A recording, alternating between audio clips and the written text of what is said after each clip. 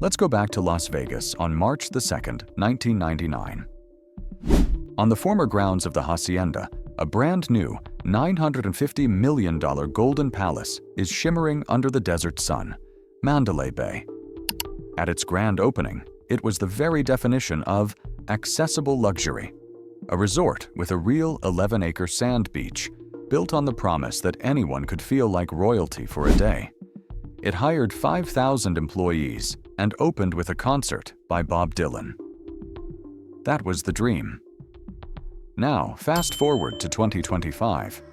You walk into that same golden lobby, but something feels off. It feels hollow. The Grand Concierge Desk, once a hub of human connection, has been permanently closed since April 28th. The staff seems stretched thin. Before you even get your room key, you're looking at over $55 a day in mandatory resort fees, not to mention another $30 for parking.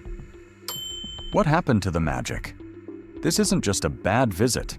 It's a calculated corporate strategy. And it's not just happening at Mandalay Bay. What if I told you that the quiet removal of services and the endless pile of new fees are part of a deliberate plan to transform who is and who isn't welcome in Las Vegas? Behind the glittering facade, a quiet war is being waged for the soul of the city, and the target is the middle-class tourist. The most shocking part? The CEO of MGM, the Strip's largest operator, Bill Hornbuckle, has all but confessed to it, admitting on a recent earnings call, "Shame on us." This isn't just about a decline in service. It's a warning sign of a new, ruthless business model that could soon be coming to a city near you. So how did we get here? And where did the cuts really begin? To answer that, we need to start with the first and most symbolic cut of all. The first cut, replacing people with pixels. The first and most symbolic cut was the death of the hotel concierge. For decades, this was the human heart of a hotel lobby. It was where you went for a friendly face, local advice, a show ticket, or a dinner reservation. One former concierge with 15 years of service, let's call her Sarah, wrote anonymously online, "I once helped a young man plan a surprise proposal down to the last detail. An app can't feel the excitement in someone's voice. It can't give a reassuring nod. We weren't just booking things. We were part of people's most important memories." In that moment, hospitality was quietly being replaced by an app. Then, on April 28, 2025, reports confirmed it. The main concierge desks at Mandalay Bay, MGM Grand, Park MGM, and others were eliminated, cutting 34 positions. What was the official reason? MGM claimed guest preferences were evolving toward digital tools. In its place, they pushed guests to an app, a so-called digital concierge, now handling 70,000 interactions a month. But let's be clear about what this really is. Take the story of a family from Chicago, shared on a popular travel forum. The father wrote, "My son has severe food allergies. I used to rely on the concierge to call restaurants directly and confirm safe options. This time, I was just sent to a chatbot. It couldn't understand the nuance. We ended up eating off-strip every night out of fear. It felt like we were completely on our own." When a skilled professional is replaced with a chatbot, something is lost. The service now involves navigating an app or being routed to a faceless call center. That's not hospitality. It's a transaction. And from that one decision, the entire strategy unfolds. A clear divide is created. The average guest gets an app.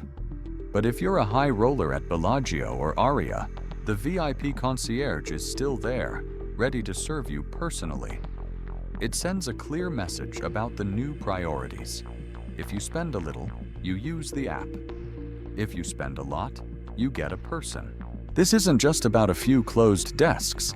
It's part of a larger corporate restructuring that saw MGM cut mid-level managers, changing who feels welcome in Vegas. The second cut: paying more for less. If the changes at Mandalay Bay were quiet, what happened down the street at Excalibur was a flashing red light. This is where the strategy was tested in its most aggressive form. In recent months, reports described radical staff cuts affecting valets, doormen, and bellmen. Some visitors reported the few remaining staff weren't even taking bags to rooms. As one father posted on a travel forum, "My parents are in their 70s. We count on the bell staff." Being handed a luggage cart and told there might be a fee for it felt like a slap in the face.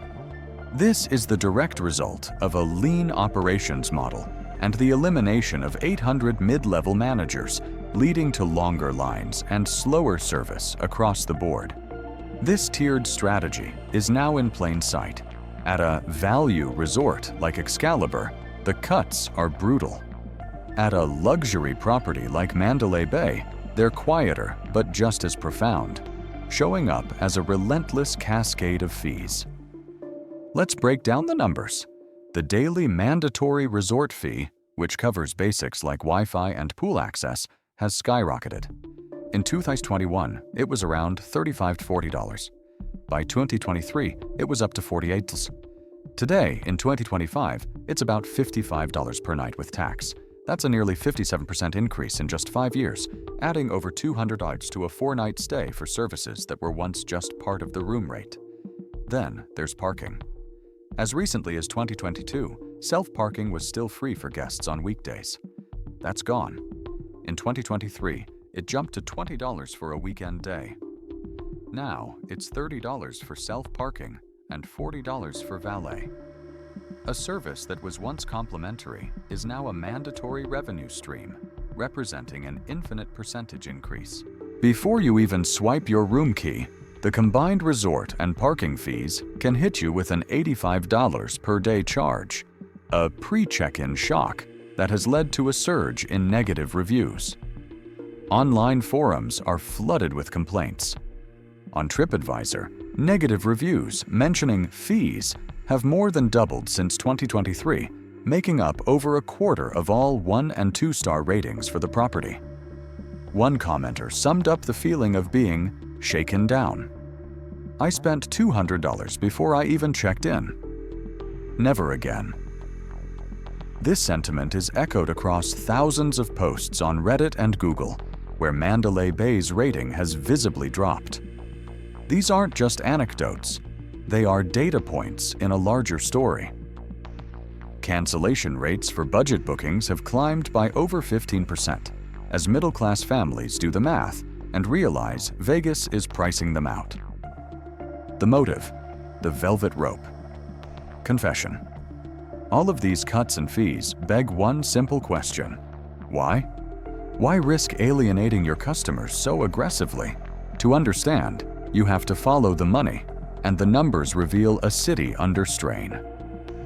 For years, the story from Vegas was endless growth. But 2025 financial reports tell a different story. The city's tourism machine is sputtering. Year to date, visitor volume is down 7.3%, with the first 6 months seeing only 19.55 million visitors, a shortfall of 1.5 million people compared to 2024. The summer was even worse, with June traffic down 11.3% and July down 12%. This downturn hit MGM's bottom line, with its strip resorts reporting a 3% dip in net revenue in the first quarter and another 4% in the second, as middle-class occupancy dropped. Remarkably, amid this slump, Mandalay Bay's room revenue has continued to grow, projected to hit $1.18 billion in 2025, up 3% year over year. How? Not because more people are coming, occupancy is actually down 2%, but because each visitor is being squeezed for much more. The fee hikes have been ruthlessly effective, now contributing an estimated 15 to 20% to total room revenue. For a resort with over 3,200 rooms, that's an extra $200 million a year extracted from fewer guests. Then came the stunning admission. On an October 2025 earnings call, CEO Bill Hornbuckle acknowledged the public backlash over price gouging was a real problem. Referencing scandals like a $26 bottle of water at Area, he confessed, "Shame on us. It was an outrageous ripoff." He went on, "You can't have a $29 room and a $12 coffee." It was the CEO of the Strip's biggest operator validating every frustrated tourist's complaint. But his solution wasn't to restore value. It was to price correct and publicly unveil what insiders call the velvet rope strategy. He announced MGM would double down on its highest-end customers, pushing for average room rates of over $400 at premier properties like Bellagio and Aria. The goal is no longer about how many people come, it's about maximizing profit from a select few. As one bartender with 20 years on the Strip told a local blogger, "They aren't hiding it. They want the whales and the convention badges. The family on vacation is just in the way." The strategy is now brutally clear. Las Vegas is no longer for everyone. It's for two customers. First, the high-stakes gamblers, or whales. While overall tourism is down, high-end table game revenue is up 5%, and MGM's digital betting is up 14%.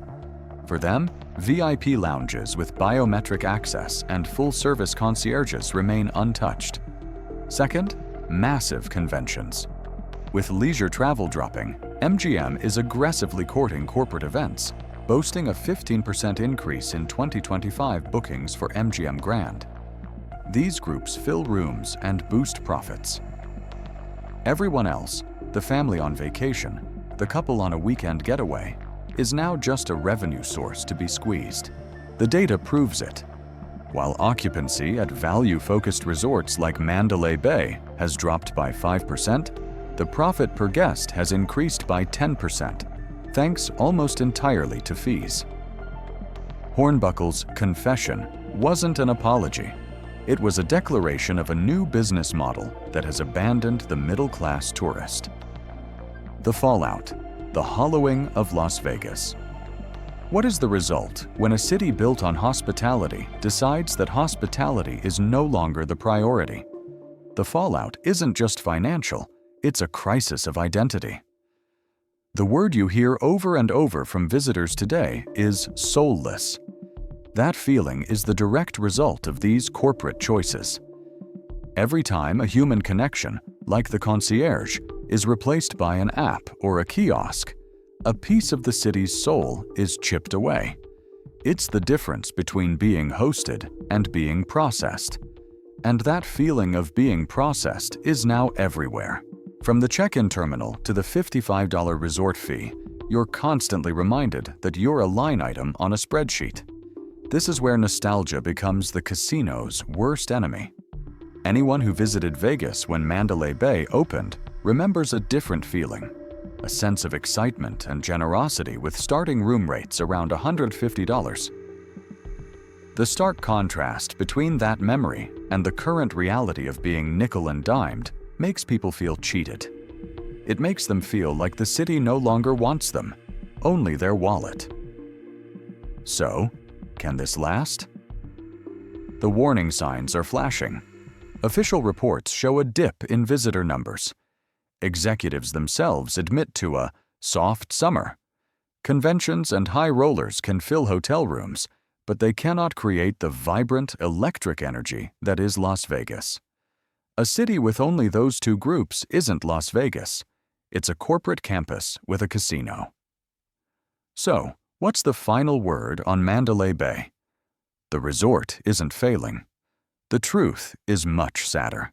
Mandalay Bay is a casualty of a corporate strategy that is, by many financial metrics, working.